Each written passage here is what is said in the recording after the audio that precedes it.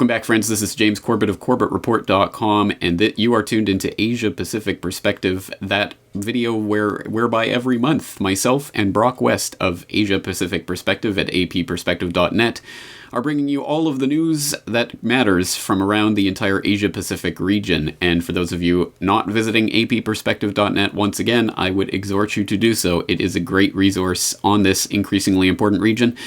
Broc, thank you again for your time today. I'm looking forward to three more stories. As always, James, it's a great pleasure. We're a week late than normal, so I hope the listeners will forgive us for that. But yeah, as always, three good stories to get into, so I'm ready when you are. Well, why don't we just set it right up? Why don't we go straight into the first story, talking a little bit about Australian politics? Sure. Well, over the last especially the last 2 weeks, there's been quite a bit of turmoil going on here with the leading political party here in Australia, which is the Labor Party and Julia Gillard. And we'll take this first story from the Australian, and the headline reads: Australian government to leave public in $165 billion worth of debt in this term alone. Quote, the Gillard government debt levels are forecast to blow out by 80% to $165 billion in this term alone, equal to more than 14,000 for every working Australian. Analysis of budget documents revealed that between the 2010 election and Federal Treasury's update in October last year, the 2012-13 net debt estimate rose $54 billion to $144 billion. With Treasurer Wayne Swan having junked the government's commitment to a surplus in the financial year, surprise, surprise, Bank of America Merrill Lynch now forecasts Treasury will raise the estimate by a further $21 billion in the May budget. The government is starting to develop some form when it comes to overestimating the improvement in its budget balance, Bank of America Merrill Lynch chief economist Sol Eslake said yesterday. Ahead of the budget, which comes in May here, the coalition is honing in on a number even larger than the net debt, the total value of bonds and other securities issued by the government, or gross debt, which has ballooned from $151 billion at the 2010 poll to $267 billion right now. In the last budget, the government raised the gross debt ceiling, as we've heard that recently, from $250 to $300 billion. Now, James, just and also in the related stories there, you'll see that Prime Minister Gillard makes no promises to leave superannuation untouched. So once again, unfortunately, we're seeing, our political misleaders, showing utter contempt and, a complete lack of morality for, the political system and for, everyday working, not only Australians, but for as we've seen around the world, even in Japan there, I think you guys have triple GDP debt. Is that correct? That is, unfortunately, but I want to say welcome to the new normal, but isn't this just the logical conclusion of the old normal? This is exactly the way the system has been engineered, and this is exactly where so many different governments are arriving at the same time. So you have the debt ceiling crisis there in the United States, you have things happening here in Japan with the almost three times debt to GDP, and racking up record debts in Australia as well. And for people out there who don't know about the Australian electoral system and what was happening there recently, I understand that Julia Gillard just recently survived a leadership challenge. Why don't you tell people a little bit about that? Well, it was kind of the challenge that wasn't really. In about October last year, former Prime Minister Kevin Rudd made a leadership challenge which failed.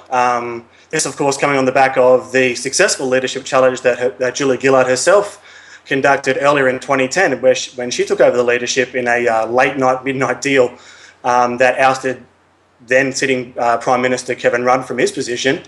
And only just last week, there was murmurs and rumblings that another leadership spill was on the cards because of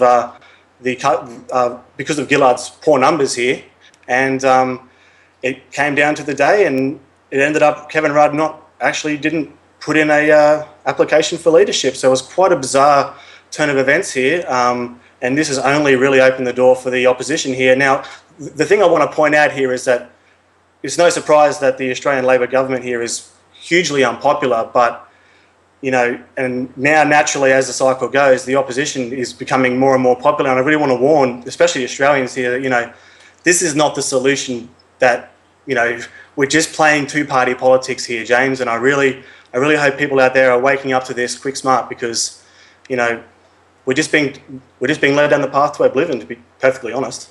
Well, the two-party representative democracy system is a game of ping pong, and we're the ball, so it's not exactly a good position to be in. And give people a sense of the average Australian. What are the issues that really connect home with them? What are the things that they are outraged about with this current government?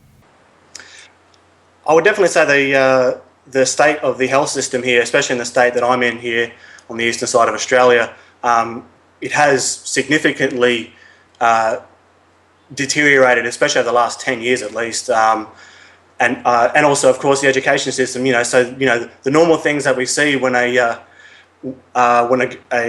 governmental Western democracy system is kind of on its last legs. We see the health systems failing and education systems failing, roads, transport. But of course, all the while, we're still seeing massive corporate profits, bank profits, and increased government spending, which is still a major issue. And when is the next time Australians are expected to go to the polls to vote in their next slave master? It's due for September, and Gillard herself announced the election, surprisingly, at the start of this year. So essentially we're going to have a 9 to 10 month election cycle. Lucky for us. Well, I guess we'll have to grin and bear it and go through the motions of following the two-party political chase. But I think you're right, of course. I mean, obviously, the solution is not going to come from just choosing one or the other of the bottom paid-for political parties. So I hope our Australian brethren will take your words to heart and consider, other ways that they can become perhaps more importantly politically active, rather than simply voting for the next slave master. But let's move on to another part of the region that I understand things are heating up in Myanmar. Tell us about what's going on there. Yes, Myanmar is a kind of overlooked nation of the Asia Pacific, very close to China and Thailand. Both you and I will kind of plead a little bit of ignorance to geopolitical developments, but we've both kind of made a pledge to each other to keep our eye on this ever-increasing region. And one of the stories I came across came from English.Sina.com, and the headline reads, "Trans-Myanmar pipeline gives China a strategic boost." Just reading here. A soon-to-be completed gas pipeline connecting the Indian Ocean coast of Myanmar with the southwest China may help China avoid military obstacles set up by the United States. The state-owned China National Petroleum Corporation, which built the pipeline, announced on Monday that the 793-kilometre pipeline would become fully operational by May 30, less than 3 years after construction began. The schedule of the pipeline was decided at emergency Sino-Myanmar military meeting due to worsening violence between the Myanmar government and ethnic Kachin rebels in the country's north, not so far from the country's border with China. The pipeline will help free China from its dependence of the Strait of Malacca for its energy imports, giving it a shorter and alternative supply route that also helps evade military obstacles from the United States. Countries in Southeast Asia, including Myanmar, has become the centre of a silent conflict of interest between China and the US, with the latter attempting to develop its relations with those countries to restrict China's growing power. Washington has already strengthened its cooperation with India and, as we've spoken of before, has established a new military base in the Asia-Pacific region here in Australia. The new gas pipeline will reportedly be able to carry 12 billion cubic metres of gas and 22 million tonnes of imported crude oil to China every year. James, Myanmar is definitely a country that is going to play an increasingly important role as China and the US, posture and manoeuvre their way into every corner of the Asia Pacific here. And sadly for the people of Myanmar, their geographical location is more likely to be a disadvantage. Despite the Western media's attempt to paint Myanmar as a place of remarkable reform and progress and, democracy is coming to Myanmar, I think we're definitely seeing clear signs of a major destabilisation agenda being played out here. Particularly right now, we're seeing a wave of religious violence going through the major cities, some of these of which are supporters of one of America's and the West's favourite proxies, Aung San Suu Kyi, who has pretty much stood idle by and done nothing. And of course, there's also the aforementioned ongoing conflict between the government and the Kachin rebels. This has all the hallmarks, James, honestly, of another Egypt or Libya or Syria, take your pick. But taking into account Myanmar's proximity to China and the aforementioned pipelines, I'm very curious how the new regime in Beijing is going to handle any further or future conflicts between Myanmar and also the United States. What's your thoughts? Well, this is one of those conflicts where when you look at the map, it is so blatantly obvious what is happening here, because when you plot this new Trans-Myanmar pipeline, you look at the terminal in the west, and it's in the Rakhine province area, where there's currently, or there has been very recently, some battles between some of these Buddhist monks that are part of the Aung San Suu Kyi faction versus some of the ethnic Muslims. Then you look at the other end of the terminal on the Chinese border, the other end of the pipeline on the Chinese border in the Kachin area, and of course you have the ethnic Kachins battling the government. You see this destabilization taking place right at the nodes of this pipeline that is being established to basically go cut right through the country and into China. So this is clearly part of a proxy war that is being waged to destabilize relations between Myanmar and China, and it does have the fingerprints of Aung San Suu Kyi, the supposed a peaceful democracy campaigner who won that wonderful Nobel Peace Prize alongside such sterling laureates as Obama and Kissinger and Al Gore. So that puts her in some pretty illustrious company. And of course, she was also a finalist for the Chatham House Prize back in 2011. And for those out there who don't know, Chatham House, of course, is just the British brother organization of the Council on Foreign Relations. So she is a globalist backed puppet, and she has not spoken out against her supporters, including this monk Wirathu, who has been imprisoned before for inciting violence against Muslims.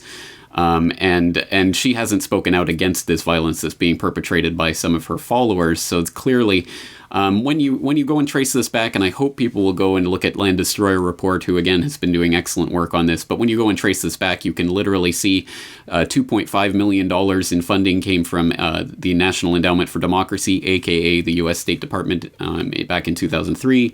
Up until 2004, George Soros and the Open Society Institute was funding a scholarship program which offered partial scholarships to young activists that would promise to go study abroad and then come back to their country and basically overthrow the government. So we've seen all of this for years and years. This is a globalist-backed proxy war that's shaping up here, and it's being commented on in the media by things like the International Crisis Group, which also was doing its work in Egypt and other places besides. So it's the same globalist fingerprints all over this, and it's the same agenda. It's trying to destabilize a region which is cozying up, or could potentially cozy up, to China. So I think you're exactly right. I think we have to see how Xi Jinping is going to work this particular angle and see if he will how he will respond to this. But I think we have to be wiser than to simply follow and swallow the line that they're feeding us, that this is all about peace, love, and democracy, when it's I think it's anything but. It's definitely a lot more than that, and the main point I wanted to get across is, this is how the globalists work. They're not going to be, flying drones around your house tomorrow. This is the way this happens. They set up these proxy states. They go in, they destabilize, they gain control of, resources and gain control and influence over whatever proxy dictator or government they put up. And, as we've seen with Iran, they slowly but surely become completely surrounded and backed into a corner.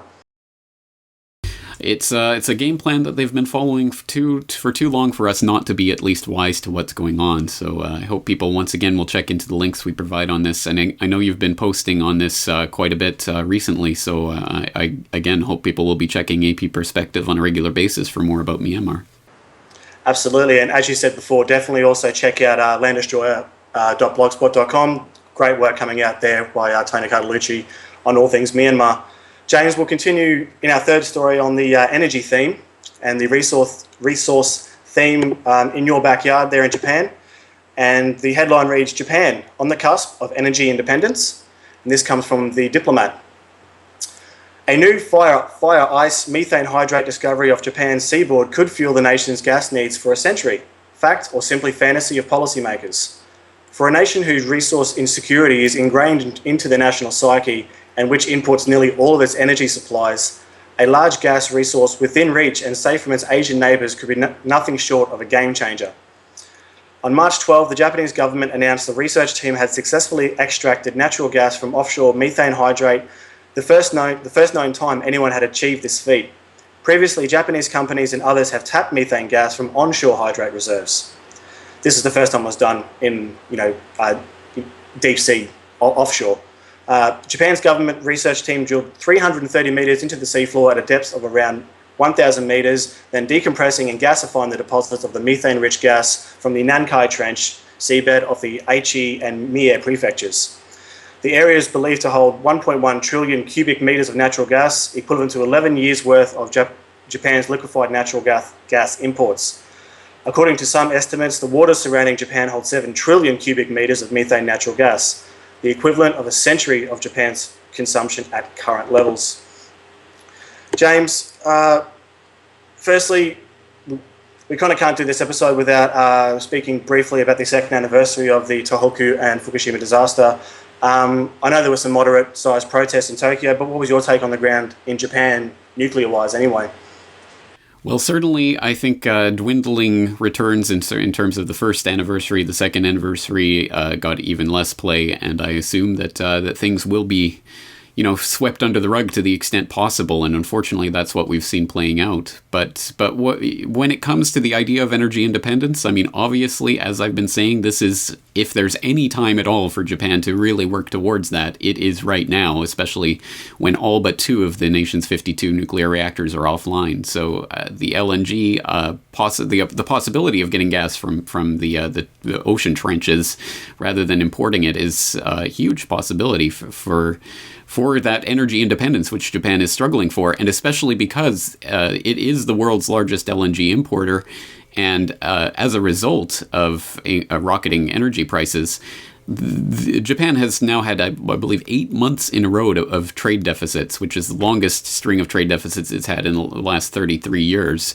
So it is a really important situation for Japan right now, and is part of the financial crisis that it's going through generally. But unfortunately, on the other side of that, there is a wide array of financial forces that seek to gain from having Japan in that state of dependency, and that includes the nuclear industry, which of course benefits from Japan being a net importer and having that energy reliance, and it includes other people who are part of that system, which makes it profitable for them to sell these imports to Japan, these energy imports. So it would be nice if this was able to be developed in some way, but I'm not exactly holding my breath. I think there's going to be a lot of other forces at play, and of course one of the cards that these countries love to keep up their sleeves is the idea that they need this energy, which allows them to put on the false front for why they have to fight over these deserted islands in the East China Sea, etc. So I think there's a lot of geopolitical forces also that make this type of discovery perhaps something that they won't want to develop. So we'll see if this goes the way of the other types of alternative energy ideas that we've seen, which have been suppressed because it doesn't make financial sense to the big boys. Absolutely not. As kind of throwing our hat in the ring in terms of a solution. I mean, the first thing that comes to mind is the great work that you yourself have done on positive solutions for Japan's energy issues, and that's of course like something like thorium reactors, and we'll put that in the show notes for everyone. There is a real genuine solution that has been developed, that has been used before, but sadly is due to the power and corruption of the global nuclear industry, just doesn't seem to be gaining a lot of traction, unfortunately. Unfortunately not, but again, why does it have to be one option? I mean, there's lots of options out there to explore. There's thorium, there's hydroelectric development that could be done here, there's fire ice, there's other options that are on the table, so I think that has to be a collection of them. But unfortunately, of course, Abe has already signaled that nuclear is going to continue to be the norm here in Japan for the foreseeable future. Yeah, speaking of Prime Minister Abe as well, I've been keeping close tabs on what's going on with Japan and the TPP as well. Sadly, as this is a hugely secret deal, there's not a lot coming out, but I would like everyone to keep track on apperspective.net, as I'll be trying to get as much as I can about the Trans-Pacific Partnership and also Japan's role in that. Well, my hat's off to you for doing that. That's valuable work that almost nobody in the alternative media that I know of is really keeping track of. So I will remain glued to AP Perspective for more on that, especially. So absolutely vital information. Anything else you'd like to leave the listeners out with today? No, just wish the listeners well over. We're recording this on Thursday, so it's just before the long weekend over Easter. So wish you all safe and happy holidays. And also, just before we go, James, I just wanted to give a hat tip to not only yourself, but also a word of condolences to the friends and family of Splitting the Sky. I was quite saddened and shocked to hear of his passing this week or early this week. And, he's definitely one of the guys who's an inspiration not only to myself, but thousands of people out there. And I was very saddened to hear his passing, but, his message definitely lives on. Well, that's it. A loss of a powerful voice, but his message is still there with us. So I think that's what's important, and we have to take that with us while we can. So, again, excellent work this month, and I'm looking forward to talking to you again next month. Once again, Broc West, apperspective.net. Go there and study this region, and trust me, it is a fascinating region to study. So let's leave it there for now. Broc West, thank you so much for your time again today. Always a pleasure, James. Talk to you next month. Thank you.